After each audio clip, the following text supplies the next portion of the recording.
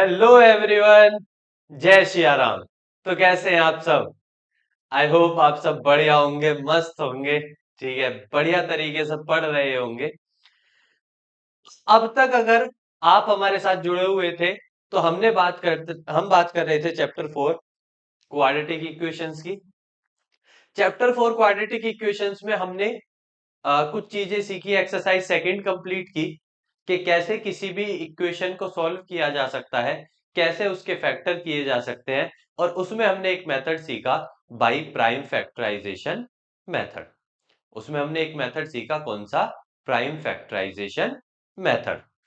अब उसके बाद कुछ चीजें हमें सीखनी है जिसको कहते हैं नेचर ऑफ रूट्स। कि किसी भी क्वाड्रेटिक इक्वेशन के जो रूट्स होते हैं उनका क्या नेचर होता है। अब उस नेचर को सीखने के लिए अगर आप यहां ध्यान दें तो यहां पे एक फॉर्मूला लिखा हुआ है। ठीक है, चलिए आओ आज की क्लास स्टार्ट करते हैं, थोड़ा सा देखते हैं, समझते हैं। अगर आप यहां ध्यान से देखो तो यहां पे एक फॉर्मूला लिखा हुआ है। अब ये ना एक बहुत बेहतरीन तरीका है किसी भी क्वाड्रेटिक इक्वेशन को सॉल्व करने का। सबसे बेहतरीन तरीका किसी भी क्वाड्रेटिक इक्वेशन को सॉल्व करने का यही माना जाता है। हम आपको सिखाएंगे कि ये कैसे होता है, कैसे इससे हम सॉल्व कर सकते हैं और कैसे हम इससे क्वेश्चंस पढ़ सकते हैं, समझ सकते हैं और कर सकते हैं। लेकिन आज के क्लास में हमें बात करनी है नेचर ऑफ रूट्स। तो चलो देख लेते हैं नेचर ऑफ रूट्स के बारे में क्या क्या चीजें पता होनी चाहिए, क्या क्या हमें आना चाहिए, क्या क्या नहीं आना चाहिए। कुछ बातें हैं, जरा डिस्कस कर लेते हैं। चलो, तो मतलब आज की क्लास में हम पढ़ रहे हैं नेचर ऑफ रूट्स, कि किसी भी क्वाड्रेटिक इक्वेशन के रूट्स जो हैं उनका क्या क्या नेचर हो सकता है, क्या क्या चीजें होती हैं। तो चलिए भैया शुरू करते हैं आज की क्लास, जिसमें हमें पढ़ना है नेचर ऑफ रूट्स। अब ये नेचर ऑफ रूट्स का मतलब क्या है यहाँ पे? तो मैं आपको बताऊं, यहाँ पे रूट्स का मतलब है कोई भी क्वाड्रेटिक इक्वेशन। यहाँ पे रूट्स का क्या मतलब है? कोई भी क्वाड्रेटिक इक्वेशन। यानी आप किसी भी क्वाड्रेटिक इक्वेशन को सॉल्व करते हो तो उसका कुछ ना कुछ तो नेचर होता होगा। बहुत डिफरेंट तरीके की क्वाड्रेटिक इक्वेशंस हमारे पास हैं, बहुत अच्छे तरीके की हैं, बहुत अलग अलग तरीके की हैं। यानी आप कह सकते हो कि हमारे पास different types of quadratic equation मौजूद है। तो अगर हमारे पास इतनी अलग अलग तरीके की इक्वेशंस मौजूद हैं, इतने अलग अलग तरीके की चीजें हमारे पास हैं, तो उनका कुछ ना कुछ तो नेचर भी रहता होगा। तो उन रूट्स का नेचर पता लगाना, यानी वो किस किस तरीके की हैं ये पता लगाना ही कहलाता है नेचर ऑफ रूट्स। यानी नेचर ऑफ रूट्स में हम सीखते हैं कि कोई क्वाड्रेटिक इक्वेशन किस तरीके की हो सकती है। अब मैं आपको बता दूं, जनरली कोई भी क्वाड्रेटिक इक्वेशन इस पैटर्न पे बनी होती है, a x square plus b x plus c equals to 0। कोई भी क्वाड्रेटिक इक्वेशन पैटर्न पे बनी होती है, a x square plus b x plus c equals to 0। जब कोई भी क्वाड्रेटिक इक्वेशन इस पैटर्न पे बनी होती है तो आप देखोगे यहां मिलेगी आपको एक्स स्क्वायर के साथ किसकी वैल्यू? ए की वैल्यू। उसी तरीके से एक्स के साथ आपको किसकी वैल्यू मिलेगी? बी की वैल्यू। और बाकी अगर आप देखेंगे तो आपको किसकी वैल्यू मिलेगी? सी की। यानी किसी भी क्वाड्रेटिक इक्वेशन में एक्स स्क्वायर के साथ उसके ए की वैल्यू होती है, एक्स के साथ उसकी बी की वैल्यू होती है, और बाकी अगर आप देखेंगे तो बाकी बचा कुछ यानी जो कांस्टेंट्स बच जाते हैं वो किसकी वैल्यू मानी जाती है? सी की। तो यानी यहां से हम ए बी सी की वैल्यू देख सकते हैं। अगर हम यहां से ए बी सी की वैल्यू देख सकते हैं, एबीसी की वैल्यू पता लगा सकते हैं, तो हमें नेचर ऑफ रूट्स के लिए ना एक डी की जरूरत पड़ती है। अब ए बी सी डी सारे ही पढ़ने पड़ेंगे ना, ए बी सी तो पढ़ लिया, आप डी भी पढ़ लो। डी क्या होता है? डी होता है बी स्क्वायर माइनस 4 ए। यानी यहां से एबीसी की वैल्यू उठा के हमें निकालना पड़ता है डी। हमें क्या निकालना पड़ता है? डी। और यही डी होता है जिसका फॉर्मूला होता है बी स्क्वायर माइनस 4ac। और इस डी को बोलते हैं हम डिस्क्रिमिनेंट। इसी डी को क्या बोला जाता है? डिस्क्रिमिनेंट। यानी यही डिस्क्रिमिनेंट है, यानी यही बी स्क्वायर माइनस 4ac है जो हमें ये मदद करते हैं, जो हमें पता लगाने में हेल्प करते हैं कि जो नेचर है रूट्स, जो रूट्स है उनका नेचर कैसा होगा। तो यानी इनकी मदद से पता लगाया जा सकता है कि उनका नेचर कैसा होगा। अब पढ़ लेते हैं नेचर्स के बारे में। अब हमारे पास ना 3 डिफरेंट तरीके के नेचर्स हैं। पहला नेचर क्या है, हो सकता है कि मैंने इस बी स्क्वायर माइनस 4ac यानी डी की वैल्यू को सोल्व करा, ठीक है, बी स्क्वायर माइनस 4ac यानी डी को सोल्व करा, और डी को सोल्व करके वैल्यू ग्रेटर देन जीरो हो जाए। यानी पॉसिबल है कि डी की वैल्यू क्या हो सकती है, ग्रेटर देन जीरो। अगर डी की वैल्यू ग्रेटर देन जीरो हो जाती है, उस वक्त हम कहते हैं कि इसका जो नेचर है वो two real and distinct roots है।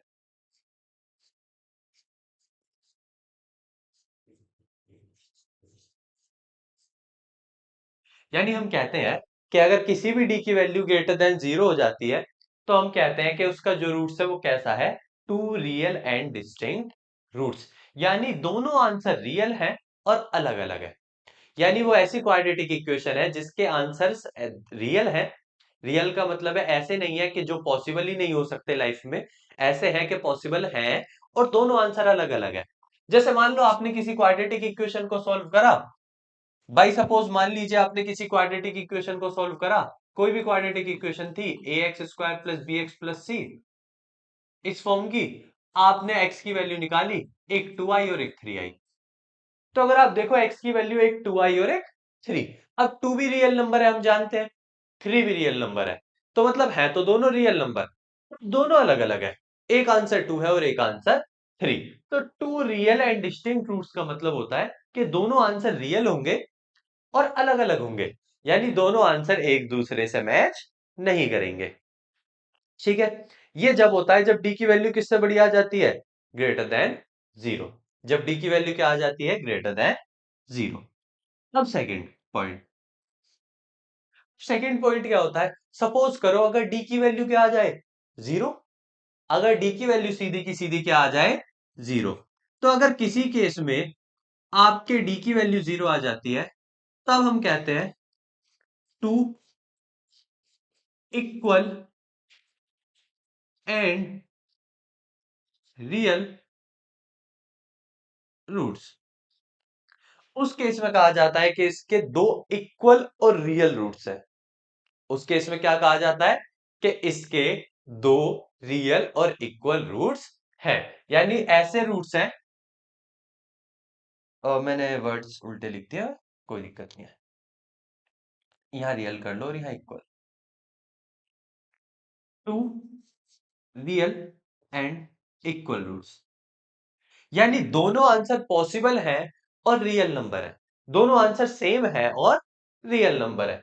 फिर से वही वाली बात आती है, क्या नहीं, इस केस में हो सकता है कि कोई भी क्वाड्रेटिक इक्वेशन आपको ऐसे दी हो, a x square plus b x plus c की फॉर्म में कोई इक्वेशन दी है, और सपोज करो आपकी एक्स की वैल्यू आ जाती है 2, और दूसरी भी एक्स की वैल्यू आपकी 2 ही आ जाए, तो अब देखा यह जाएगा कि ये दोनों रियल नंबर है, और आप देखोगे कि दोनों आंसर सेम है।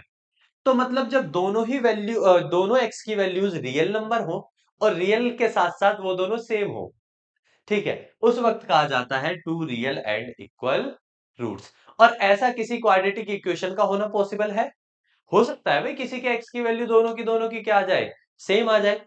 ठीक है, मैं आपको ऐसा एग्जांपल बता सकता हूं जिनमें आपको एक्स की वैल्यू दोनों की क्या देखने को मिल जाएगी, सेम। तो ऐसा पॉसिबल है। चले, वो एग्जांपल्स हम देखेंगे आराम से करेंगे, अभी आ जाएंगे आगे आगे धीरे धीरे चलते चलते। अब उसी के साथ साथ तीसरा पॉइंट, अगर डी की वैल्यू क्या हो जाए, लेस देन जीरो। अगर डी की वैल्यू क्या हो जाए, लेस देन जीरो।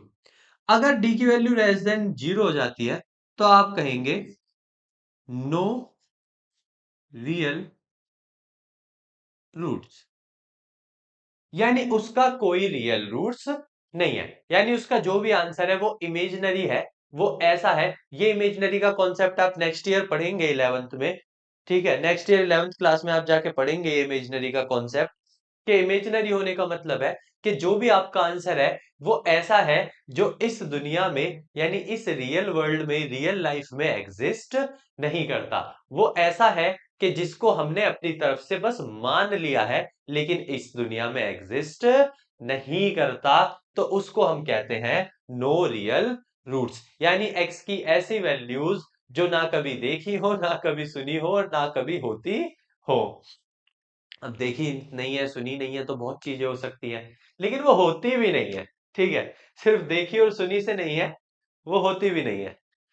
हाँ भाई, तो इसका मतलब क्या है, बात कहां आ गई कि इन तीनों से ये पता लगाया जा सकता है कि एक्चुअल में रूट्स का नेचर क्या है। इन तीन पॉइंटों से पता लगाया जा सकता है कि जो क्वाड्रेटिक इक्वेशन आपको दी हुई है, जिस क्वाड्रेटिक इक्वेशन की आप बात कर रहे हैं, एक्चुअल में उसका नेचर क्या है। और इसे पता लगाना ही कहलाता है नेचर ऑफ रूट्स। तो हमने तीन तरीके के नेचर्स पढ़े, अगर ध्यान से देखें। हाँ, तीन तरीके के नेचर्स पढ़े।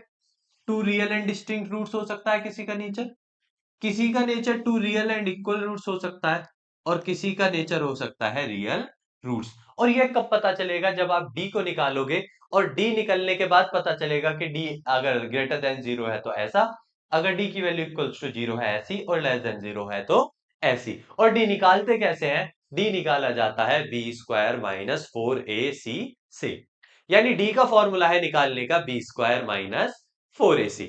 उससे आप डी की वैल्यू को इजीली निकाल सकते हैं, बहुत प्यार से कर सकते हैं। आई होप आपको नेचर ऑफ फ्रूट्स के बारे में इतना समझ आया होगा। ठीक है, अगर आपको नेचर ऑफ फ्रूट्स के बारे में इतनी चीजें समझ आ गई है, तो चलिए आगे चलते हैं, जरा एक्सरसाइज से कुछ क्वेश्चंस उठा लेते हैं। ठीक है, देखते हैं एक्सरसाइज में क्या दिया हुआ है। तो ये नेचर ऑफ फ्रूट्स के बारे में कुछ बातें थी। हाँ, तो ये जितनी भी आपको दी हुई है, B square less than zero होगा तो क्या होगा, ठीक है, ये सारा मैंने आपको पढ़ा दिया है। ये सारी चीजें आपको पढ़ा दी गई हैं। हमको चाहिए क्वेश्चन वा। हाँ, आगे। Write the nature of roots if the real roots exist, find them. कह रहे हैं या तो नेचर बताओ रूट्स का, या तो क्या बताओ, नेचर रूट्स का। और अगर कह रहे हैं रूट्स एग्जिस्ट करते हैं, अगर यानी रूट्स एग्जिस्ट कर रहे हैं यानी रियल रूट्स है, उन्हें निकाल के भी दिखाओ। तो हम इजीली इसको कर सकते हैं। ठीक है, तो पहले वाले की क्वेश्चन नंबर वन की फर्स्ट इक्वेशन उठा लेते हैं। Two x square minus three x plus five, two x square minus three x plus five.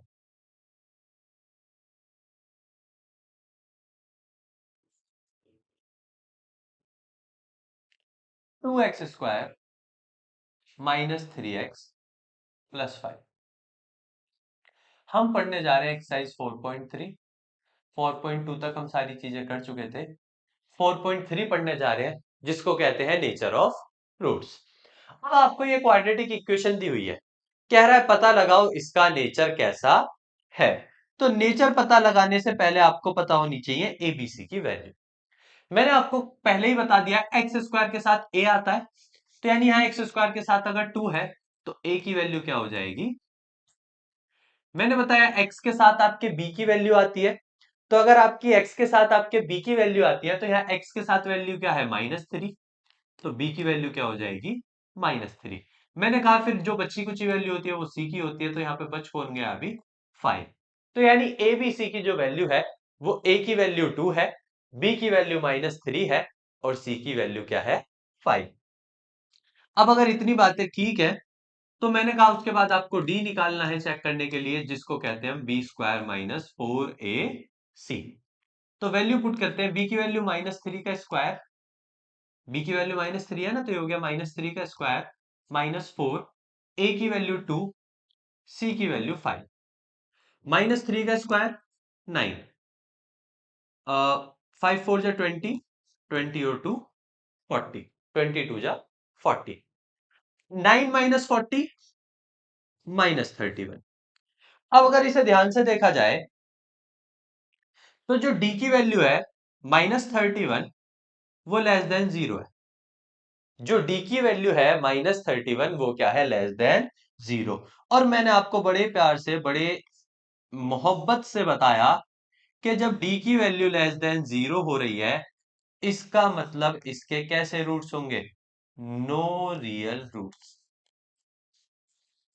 अगर डी की वैल्यू लेस देन 0 हो रही है, इसका मतलब इसके रूट्स कैसे होंगे? No real roots. अभी अभी आपको जस्ट पीछे बताया है कि डी की वैल्यू अगर लेस देन 0 हो जाती है तो कैसे रूट्स होते हैं? No real roots. तो बिल्कुल बेहतरीन तरीके से हमने इसमें भी बता दिया कि यहां डी की वैल्यू लेस देन 0 आ रही है, इसका मतलब इसके कोई रियल रूट्स नहीं है। अब रूट्स रियल ही नहीं है तो निकाले क्या? हाँ भाई, जब इसके रूट्स ही रियल नहीं है तो निकाले क्या? निकालने की जरूरत ही नहीं है। ठीक है, इतनी बातें सही है भाई? हाँ भाई खिलाड़ियों। अगर इतनी बातें ठीक है तो चलो आगे चलते हैं। क्वेश्चन नंबर 1 का सेकंड पार्ट उठाते हैं। उसमें भी इक्वेशन दी हुई है आपको। इक्वेशन क्या दी हुई है देख लेते हैं। इक्वेशन दी हुई है 3x² minus 4√3x+4। 3x² minus 4√3x+4। आपको ये क्वाड्रेटिक इक्वेशन दी हुई है, कोई दिक्कत नहीं है। बस ध्यान देके प्यार से बस आप उसे सॉल्व करो, जो आपको पता है बस उतना करो। कभी भी किसी भी इक्वेशन को देख के घबराना नहीं है। क्या बिगाड़ लेंगे भाई ये हमारा? हाँ जी, ये हमारा क्या बिगाड़ लेंगे? हम तो फकीर आदमी है, चल पड़ेंगे फिर से झोला लेके। ठीक है, तो ये हमारा कुछ नहीं बिगाड़ सकती। बस आपको धैर्य रख के उन चीजों पर चलना है जो आपको समझाई गई है। जैसे हमने शुरुआत की थी एबीसी की वैल्यू से। अब एबीसी की वैल्यू में ए की वैल्यू वो है जो x² के साथ है 3। फिर आपकी x के साथ जो भी वैल्यू होगी वो b की होगी, माइनस के 4√3। फिर जो बची कुची वैल्यू होगी वो किसकी होगी? c की। और c की वैल्यू क्या है? 4। c की वैल्यू क्या है? 4। अब हमें अगर ए बी सी तीनों की वैल्यू मिल गई, तो इन तीनों की वैल्यू ए बी सी की मिलने के बाद हमें चाहिए डी। हमें क्या चाहिए? डी का फॉर्मूला होता है b² माइनस 4ac। तो चलो जी भैया बी रख लो, माइनस के 4√3 का स्क्वायर माइनस 4 इंटू ए की वैल्यू 3 है और बी की वैल्यू 4 है। अब यहां देखोगे माइनस का स्क्वायर तो प्लस हो जाएगा, 4 का स्क्वायर 16, √3 का स्क्वायर 3, माइनस 4 4 जा 16, इंटू बीच में एक वैल्यू क्या है? 3। अब आप देखेंगे जितना प्लस का उतना माइनस का, तो कैंसिल होके क्या बना? 0। कैंसिल होके क्या बना? 0। तो यहां डी की वैल्यू क्या आ गई इस केस में? 0। इस केस में डी की वैल्यू क्या आ गई? 0।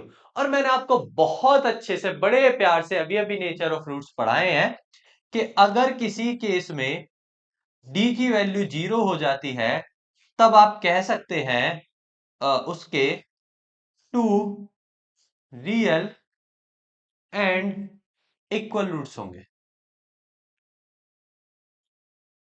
क्या होंगे? Two real and equal roots. यानी उस क्वाड्रेटिक इक्वेशन के रूट्स क्या होंगे? रियल एंड इक्वल होंगे। जो भी वो क्वाड्रेटिक इक्वेशन होगी उसके रूट्स कैसे होंगे? Real and equal. तो हम इतनी बात कह सकते हैं। ठीक है, तो हमने यहां सेकंड पार्ट का भी नेचर पता लगा लिया। अब सेकंड पार्ट का भी अगर नेचर पता लगा लिया तो चलो क्वेश्चन नंबर 1 के थर्ड पार्ट को देख लेते हैं।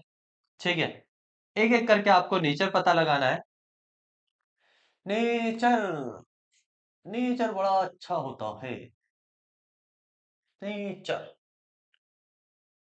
चलिएगा थर्ड पार्ट में देख लेते हैं क्या क्वाड्रेटिक इक्वेशन है। 2x² minus 6x+3।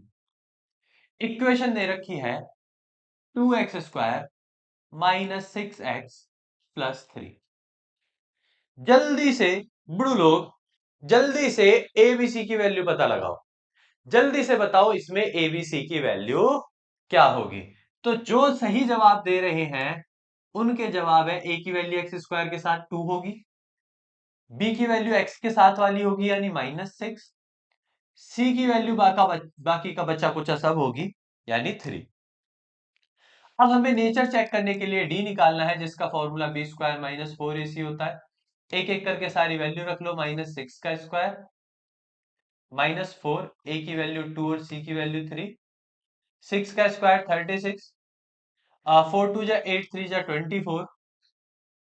36 में से अगर आप 24 माइनस करते हैं तो डी की वैल्यू क्या आ गई? 12। अब जो डी की वैल्यू 12 है वो ग्रेटर देन 0 है। क्या है वो? Greater than 0। और बुड़बक, अभी अभी तुमको बड़े प्यार से पढ़ाए कि अगर डी की वैल्यू क्या हो जाए? ग्रेटर देन 0, तो उसके two real and distinct roots होते हैं।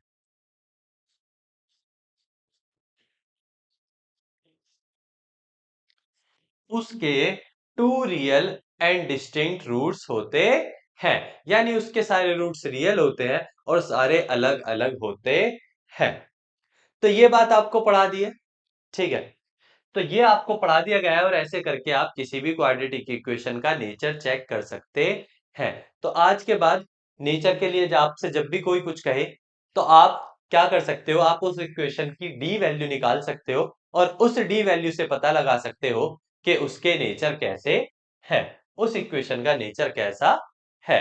अब इतनी बात थी हमारे क्वेश्चन नंबर 1 में। अब अगर क्वेश्चन नंबर 1 में इतनी बात थी तो चलो आगे चलते हैं और पढ़ते हैं क्वेश्चन नंबर 2 को। क्वेश्चन नंबर 2 में क्या कहता है? कह रहा है find the values of k for each of the following quadratic equation so that they have two equal roots.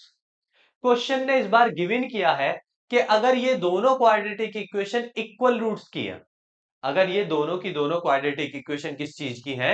Equal roots की है। तो कह रहा है इनके k की वैल्यू बताओ।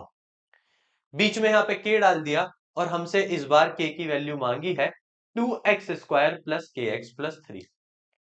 कोई नहीं, 2x² प्लस के एक्स प्लस 3।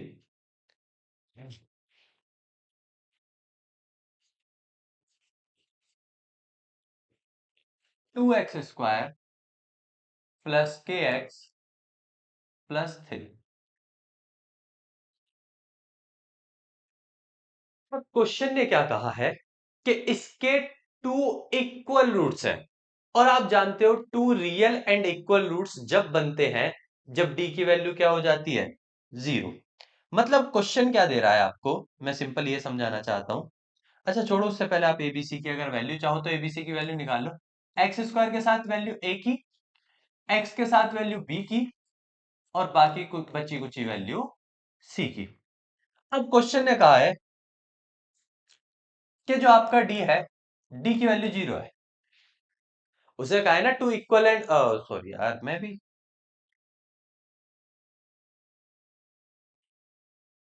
क्वेश्चन ने कहा है टू इक्वल रूट्स है।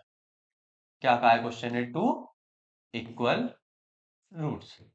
और मैंने आपको पढ़ाया कि किसी भी इक्वेशन के टू इक्वल रूट्स जब होते हैं जब उसके डी की वैल्यू क्या हो जाती है? 0। किसी भी इक्वेशन के टू इक्वल रूट्स जब होते हैं जब उसके डी की वैल्यू क्या हो जाती है? 0। डी का फॉर्मूला सभी को पता है, तो डी का फॉर्मूला लगा लिया, यानी b² minus 4ac equals to 0। B की जगह डी का फॉर्मूला लगा लिया, b² माइनस 4ac। बी की वैल्यू क्या है? k, तो यहां k का स्क्वायर माइनस 4। ए की वैल्यू क्या है? 2। सी की वैल्यू क्या है? 3। तो k² माइनस 4 3 12 2 24, माइनस के 24 उधर जाके प्लस के हो जाएंगे, तो k² इक्वल्स टू 24 हो जाएंगे। स्क्वायर हटेगा तो उधर माइनस प्लस हो जाएगा, मतलब रूट हो जाएगा, सॉरी। तो k की वैल्यू क्या हो जाएगी? √24। अब अगर इसे आप 4 के टेबल से पढ़ना चाहे तो 6 4 जा 24 होता है वैसे। तो अगर आप लिखें इसे तो आप इसे क्या लिख सकते हैं? 2√6। लेकिन याद रखना अंडर रूट है तो इसका मतलब प्लस माइनस दोनों का रहा होगा। तो जो k की वैल्यू है वो दोनों की रहेगी, एक बार प्लस की 2√6 और एक बार माइनस की 2√6। तो यानी √24 को 2√6 भी लिखा जाता है। और √24 को 2√6 लिखा जाता है, लेकिन याद रखना अंडर रूट का मतलब होता है कि वैल्यू प्लस की भी होगी और वैल्यू माइनस की भी। ये बात आप हमेशा याद रखना, अंडर रूट्स में आपकी दोनों वैल्यू पॉसिबल होती है, प्लस की भी और माइनस की भी। अब इतनी बातें ठीक है, क्वेश्चन ने सिर्फ के की वैल्यू मांगी थी तो के की वैल्यू हमारी आ गई। ठीक है, तो के की वैल्यू निकालना उतना मुश्किल नहीं था। अब एक और क्वेश्चन भी दिया है, क्वेश्चन नंबर 2 का सेकंड पार्ट। क्वेश्चन नंबर 2 का सेकंड क्या कह रहा है? क्वेश्चन नंबर 2 का सेकंड पार्ट कहता है के एक्स एक्स माइनस 2 प्लस 6। कुछ इस तरीके से दिया हुआ है के एक्स एक्स माइनस 2 प्लस 6। क्या है, ये क्वाड्रेटिक इक्वेशन सही नहीं है, क्योंकि अभी तक एक्स स्क्वायर इसमें बना हुआ नहीं है। तो बस ये थोड़ी सी क्वाड्रेटिक इक्वेशन उसने ऐसी दे दी कि वो डायरेक्ट बनी हुई नहीं है। तो बनाने के लिए आप क्या करो, आप पहले के एक्स के अंदर मल्टीप्लाई कर लो। तो जब के एक्स की एक्स में होगी तो ये हो जाएगा के एक्स स्क्वायर, फिर के एक्स की 2 में होगी तो ये हो जाएगा 2 के एक्स, और प्लस का 6 तो पहले से है ही। अब ये क्वाड्रेटिक इक्वेशन बिल्कुल सही है। अगर क्वाड्रेटिक इक्वेशन बिल्कुल सही है तो यहां से ए की वैल्यू क्या है, के है एक्स स्क्वायर के साथ, बी की वैल्यू एक्स के साथ माइनस का 2 के है, सी की वैल्यू 6 है। क्वेश्चन ने इसमें भी यही बात कही है कि इसके भी 2 इक्वल रूट्स है, क्योंकि क्वेश्चन में पहले ही दे दिया था कि इसके क्या है 2 इक्वल रूट्स। 2 इक्वल रूट्स है मतलब डी की वैल्यू क्या है 0। हम जानते हैं नेचर ऑफ रूट्स में इक्वल रूट्स उन्हीं के होते हैं जिनके डी की वैल्यू क्या होती है 0 होती है। अब डी की वैल्यू 0 है तो डी का फॉर्मूला क्या अप्लाई कर सकते हैं आप, B square minus 4ac equals to. तो मतलब अगर डी की वैल्यू 0 है तो मतलब आप कह सकते हैं बी स्क्वायर माइनस 4ac भी 0 होगा। डी की जगह बी डी का फॉर्मूला पुट कर लिया। अब पुट कर लिया तो वैल्यूज रख लेते हैं, माइनस का 2k का स्क्वायर -4 इंटू ए की वैल्यू के और सी की वैल्यू 6, माइनस का स्क्वायर प्लस 2 का स्क्वायर 4k का स्क्वायर के स्क्वायर, और ये हो गया 24k। के कॉमन कर लो 4 के साथ, 4k कॉमन कर लो, k माइनस 6 बचेगा। एक बार 4k 0 के बराबर और एक बार k माइनस 6 0 के बराबर। यहां से k की वैल्यू 0 आ जाएगी और यहां से k की वैल्यू 6, यानी k की दो पॉसिबल वैल्यूज आ रही हैं, एक k की वैल्यू 0 आ रही है और एक k की वैल्यू 6 आ रही है। यानी इस तरीके से आप बता सकते हैं कि अगर उस इक्वेशन के रियल रूट्स हैं या इक्वल रूट्स हैं तो आपके के की वैल्यू क्या होगी। इस तरीके से आप किसी अननोन वैल्यू को पता लगा सकते हैं। और हाँ, इस साल बोर्ड एग्जाम्स के लिए ये इस टाइप के क्वेश्चन, नेचर ऑफ रूट्स के क्वेश्चन मस्ट मस्ट क्वेश्चंस है, यानी most and most and most and most important questions है इस साल बोर्ड में। इन क्वेश्चंस को तो बिल्कुल मत छोड़ जाना, क्योंकि मैं पहले ही बता दूं एक एक्सरसाइज तो आपकी पूरी की पूरी उड़ गई है। एक एक्सरसाइज उड़ने के बाद ये बचा है और इसकी वैल्यू इतनी है, यानी आप समझ नहीं सकते। बहुत ज्यादा इस टाइप के ही क्वेश्चन सबसे ज्यादा पूछे जा रहे हैं। तो कहते हैं ना, एक को नुकसान होने से किसी दूसरे को फायदा होता है। तो एक एक्सरसाइज के ना आने से इसको फायदा है और इसको इतना फायदा है कि भाई पूछो ही मत, दम के फायदा मिला है इसको। ठीक है, तो याद रखिएगा इस टाइप के क्वेश्चन इस साल बहुत ज्यादा आ रहे हैं और बहुत इंपॉर्टेंट क्वेश्चंस भी हैं ये, तो ये आपको 100% कर लेने हैं। अब अगर हम क्वेश्चन नंबर 2 के बाद देखें तो एक्सरसाइज में क्या है, क्वेश्चन नंबर 3 है। क्वेश्चन नंबर 3 क्या दिया हुआ है एक बार रीड कर लेते हैं, आपको भी रीड करा देते हैं आखिरकार क्वेश्चन 3 क्या कह रहा है। कह रहा है, is it possible to design a rectangular mango grove whose length is twice its breadth and area is 800 meter square? If so, find its length and breadth. तो पहले पूछा है क्या ऐसा पॉसिबल है कि किसी रेक्टेंगुलर मैंगो ग्रोव का मतलब होता है आम का बगीचा। मैंगो ग्रोव का मतलब क्या है, आम का बगीचा। तो कह रहा है क्या किसी आम के बगीचे को बनाया जा सकता है, तो मान लो सॉरी, तो मान लो ये रहा आपके आम का बगीचा, रेक्टेंगुलर। अब रेक्टेंगुलर में कह रहा है आप ऐसा रेक्टेंगुलर बनाओ जिसकी ब्रेथ अगर कुछ है तो लेंथ उसकी ट्वाइस हो। तो मैंने क्या लिख दिया कि लेट ब्रेथ क्या हो गई उसकी, x मीटर्स। तो लेंथ क्या हो जाएगी, कह रहा है लेंथ जो होगी ब्रेथ की दुगनी होगी, तो ब्रेथ की दुगनी मतलब कितनी हो जाएगी, 2x मीटर्स। यानी उसकी लेंथ तो 2x हो, ब्रेथ x हो, और उस वक्त पे उसका एरिया 800 मीटर स्क्वायर हो। तो कह रहा है क्या ऐसा पॉसिबल है, क्वेश्चन में कहा है क्या ऐसा पॉसिबल है कि जिसकी ब्रेथ x हो, लेंथ 2x हो, उसका एरिया 800 मीटर स्क्वायर हो सकता है। तो अब हमें चेक करना है कि ऐसा हो सकता है या नहीं। क्वेश्चन ने हमें सिंपल एक बात दी है, क्वेश्चन ने हमें सिंपल एक बात दी है कि उसका जो एरिया है वो कितना है, 800 मीटर। आप जानते हैं किसी भी रेक्टेंगल का एरिया होता है उसकी लेंथ इंटू ब्रेथ, तो यानी लेंथ इंटू ब्रेथ की वैल्यू 800 होनी चाहिए। लेंथ आपकी 2x है, ब्रेथ आपकी x है, उसकी वैल्यू 800 होनी चाहिए। 2 से 800 को काट दिया 400 टाइम्स, x की मल्टीप्लाई x में कर ली तो x स्क्वायर हो गया, स्क्वायर हटेगा तो उधर रूट हो जाएगा, रूट 400 मतलब 20, रूट 400 किसकी वैल्यू होती है, ±20। तो आप कह सकते हो हाँ ऐसा पॉसिबल है अगर x ब्रेथ को प्लस का 20, अच्छा वैसे मैं बता दूं लेंथ है तो लेंथ सिर्फ प्लस की होगी, तो इसमें जो नेगेटिव वाला है ना, x की वैल्यू जो -20 है, उसे नेग्लेक्ट कर देंगे।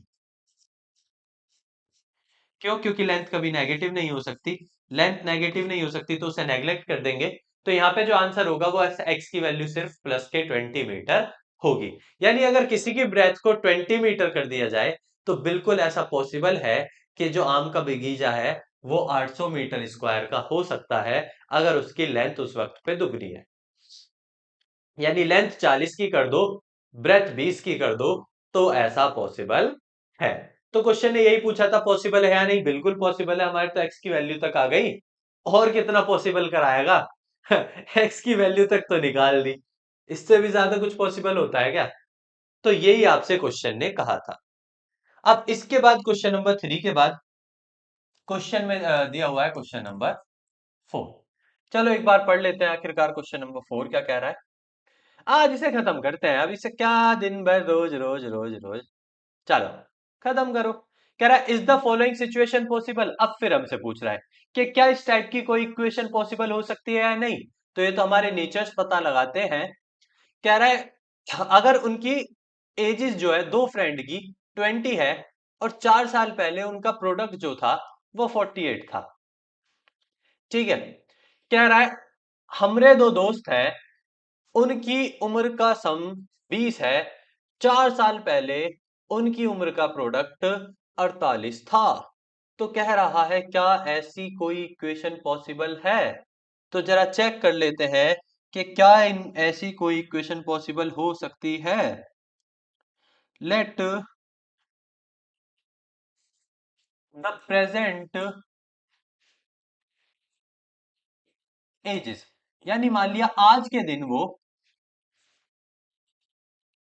दोनों दोस्त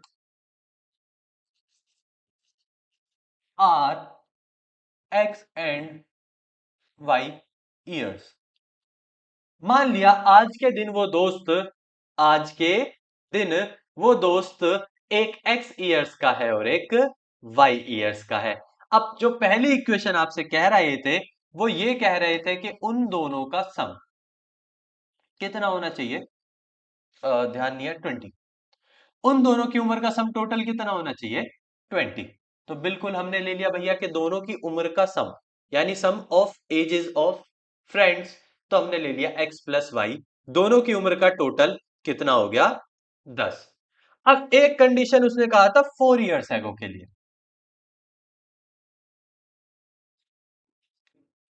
अब सब जानते हैं आज अगर मैं 10 साल का हूं तो 4 साल पहले तो मैं 6 साल का ही हुआ।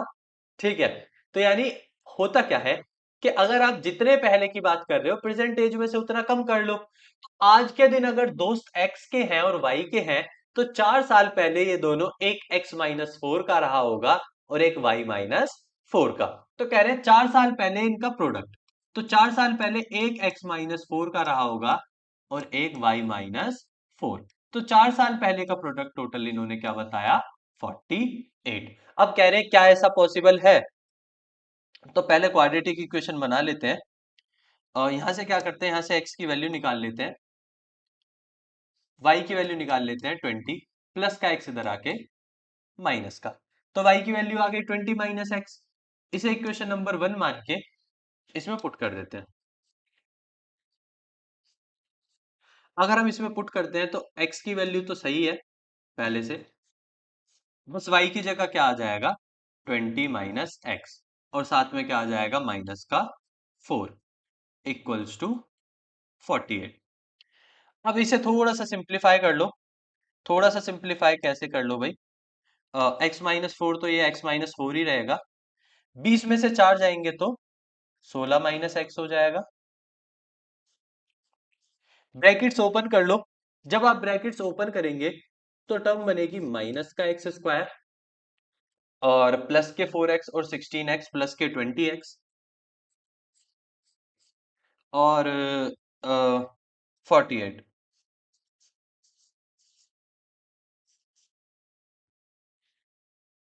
तो जो ये प्लस के 48 है ये इधर आके माइनस के हो जाएंगे। तो जब ये प्लस के 48 इधर आके माइनस के हो जाएंगे तो आपके पास एक क्वाड्रेटिक इक्वेशन आएगी। तो हमारे पास जो क्वाड्रेटिक इक्वेशन आएगी वो इक्वेशन कुछ इस तरीके से होगी। इक्वेशन होगी माइनस का एक्स स्क्वायर प्लस के 20x और माइनस के 48 उधर आएंगे तो 48 48 96 हो जाएंगे माइनस के। ये क्वाड्रेटिक इक्वेशन निकल के आ रही है। अब क्वेश्चन में आपसे कुछ नहीं कहा, क्वेश्चन में कहा है कि क्या ये क्वाड्रेटिक इक्वेशन पॉसिबल है। तो आपको जस्ट चेक करके बताना है कि क्या ये क्वाड्रेटिक इक्वेशन पॉसिबल है। तो उसके लिए एबीसी की वैल्यू निकाल लो। डी चाहिएगा हमें, ए की वैल्यू -1 है, बी की वैल्यू 20 है और सी की वैल्यू माइनस के 96 है। उसके साथ साथ डी की वैल्यू निकाल लो। डी की वैल्यू निकाली जाती है b² - 4ac से। तो b² - 4ac में b का स्क्वायर 20 का स्क्वायर 400 हो जाएगा, माइनस 4ac में 96 की 4 में मल्टीप्लाई कर दो। तो 96 वन 360, 360 और 6 36, 360 390 और 396। तो अगर आप इसे माइनस कर रहे हैं तो वैल्यू क्या आ रही है, 4। वैल्यू जो 4 है वो क्या है, ग्रेटर देन 0।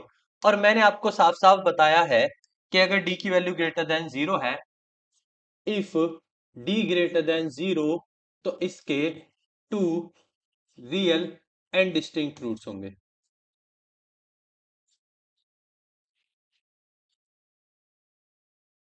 यानी ये आपको बताया गया है कि अगर डी की वैल्यू ग्रेटर देन 0 है, इसका मतलब इसके 2 रियल एंड डिस्टिंक्ट रूट्स होंगे। तो यानी हाँ, कहा जा सकता है कि इसके रूट्स पॉसिबल है, आ रहे हैं ना, रियल रूट्स आ रहे हैं ना, तो इसका मतलब इसके रूट्स पॉसिबल है।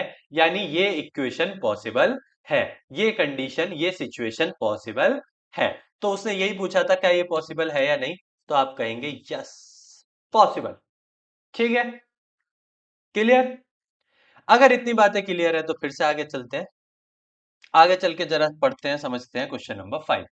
एक्सरसाइज और चैप्टर का लास्ट क्वेश्चन है, इसको खत्म करके अपने चैप्टर को खत्म करते हैं। ठीक है, क्वेश्चन नंबर 5 पढ़ते हैं।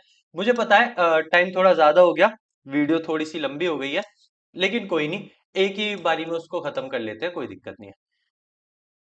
4 वीडियो अलग पढ़ने से बढ़िया है एक ही वीडियो में आपका सारा का सारा काम हो जाएगा। तो कह रहा है is it possible to design a rectangular park जिसका पेरीमीटर 80 हो और जिसका एरिया 400 हो। कह रहा है क्या ऐसा पॉसिबल है जिसका पेरीमीटर 80 और एरिया 400 हो जाए, ऐसा रेक्टेंगल। देखते हैं, पॉसिबल तो होना चाहिए, पता नहीं। मान लो ये कोई रेक्टेंगल है, इसकी लेंथ x है, ब्रेथ y है, तो कह रहा है क्या पॉसिबल है कि अगर उसका पेरीमीटर जो है वो 80 हो जाए और जो एरिया है वो 400 हो जाए, यही कह रहा है ना? पेरीमीटर 80 हो जाए और एरिया 400 हो जाए। हाँ, कह रहा है क्या ऐसा रेक्टेंगल पॉसिबल है जिसका पेरीमीटर तो 80 मीटर का हो लेकिन उसका एरिया 400 मीटर का हो।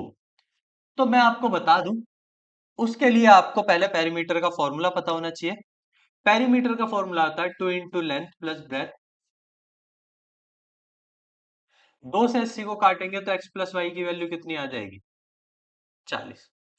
एरिया होता है x into y, length into breadth. अब यहां से एक वैल्यू निकाल के उधर पुट कर लो, y की वैल्यू निकाल लो 40 माइनस एक्स। इसे इक्वेशन फर्स्ट मान के पुट कर दो। इक्वेशन वन में पुट करते हो तो मतलब x की जगह तो x ही रहेगा, y की जगह क्या आ जाएगा 40 माइनस एक्स, 400। अंदर मल्टीप्लाई करेंगे तो ये हो जाएगा 40x minus x square equals to 400। दोनों को उधर ले जाओ, प्लस का बना लो। दोनों को उधर ले जाके प्लस का बना लो। तो प्लस का बनाने के बाद क्या हो जाएगा, इधर आके ये एक्स स्क्वायर हो जाएगा, ये माइनस के 40x हो जाएंगे और ये प्लस के 400। अब आपको इस क्वाड्रेटिक इक्वेशन को सॉल्व करना है, इसके फैक्टर करने हैं और फैक्टर करके इसे सॉल्व करना है। तो फैक्टर करके अगर इसे सॉल्व करना है तो चलो भाई लग जाओ काम पे, बुढ़ू लोग लग जाओ काम पे। स्प्लिटिंग द मिडिल टर्म से मैंने आपको सिखा रखे हैं, आप उसी तरीके से करेंगे। 40 को तोड़ा जा सकता है 20 प्लस 20 में। आई होप आप सबने प्रैक्टिस की होगी।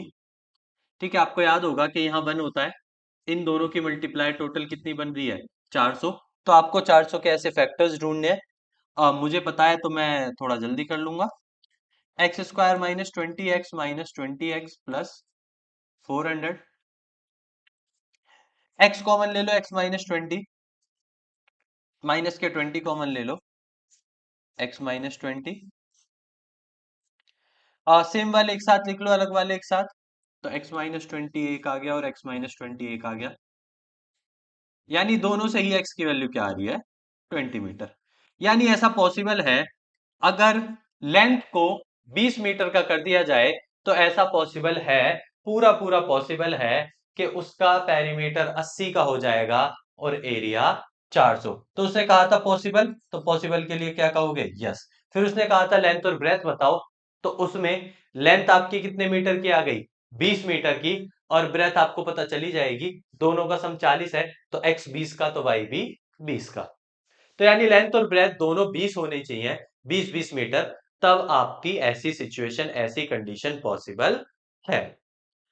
आई होप आपको ये एक्सरसाइज समझ आई होगी, इसमें कुछ क्वेश्चन एंड में वर्ड प्रॉब्लम्स के हैं। ठीक है, बाकी एक्सरसाइज इजी है कि आपको नेचर पता लगाना है, और कुछ क्वेश्चंस में नेचर दिया जाता है, आपको कोई अननोन वैल्यू पता लगानी है। जो भी अननोन वैल्यू वो दे देगा, जैसे आपको के की दी थी, उस तरीके की अननोन वैल्यूज को आपको पता लगाना है। अब कॉन्सेप्ट और ये सारी चीजें वैसे इजी है, ठीक है, जस्ट आपको क्या है कि आपको वो एक बार समझ आनी चाहिए। अब मैं आपको यहाँ क्यूआर कोड शेयर कर रहा हूं, ठीक है, ताकि आपको ये नोट्स एज इट इज मिल जाए जैसे मैंने आपको ये कराए हैं, ताकि आप बाद में क्वेश्चन को देख सके, पढ़ के एक बार समझ, खुद से भी समझ सके कि कैसे इक्वेशन को हमने सॉल्व किया था, कैसे हमने क्वेश्चन को किया था, क्या क्या चीजें हमने पढ़ी। तो ये नोट्स आपको मिल जाए। गूगल पे स्कैन का ऑप्शन आता है, उस क्यूआर कोड से आप इसे स्कैन कर सकते हैं, ठीक है। गूगल स्कैनर से इस क्यूआर कोड को स्कैन कर सकते हैं, आपको ये सारे के सारे नोट्स, हैंड रिटन नोट्स मिल जाएंगे हमारे एज इट इज, वहां आप उसे सेव इमेज, डाउनलोड इमेज कर सकते हैं। तो आपके नोट्स ऑटोमेटिक साथ के साथ प्रिपेयर होते रहेंगे। आई होप इतने टाइम में आपने इसे स्कैन कर लिया होगा, ठीक है। आज की क्लास के लिए इतना ही। आज हमने चैप्टर 4 भी खत्म कर लिया अपना, क्वाड्रेटिक इक्वेशंस। क्वाड्रेटिक इक्वेशंस खत्म होने के बाद बाकी की चीजें हम पढ़ेंगे अपनी नेक्स्ट क्लास में, फिर से स्टार्ट करेंगे कोई एक और नया चैप्टर। तब तक के लिए आप अपना सब ध्यान रखिए, पढ़ते रहिए। जय श्री राम।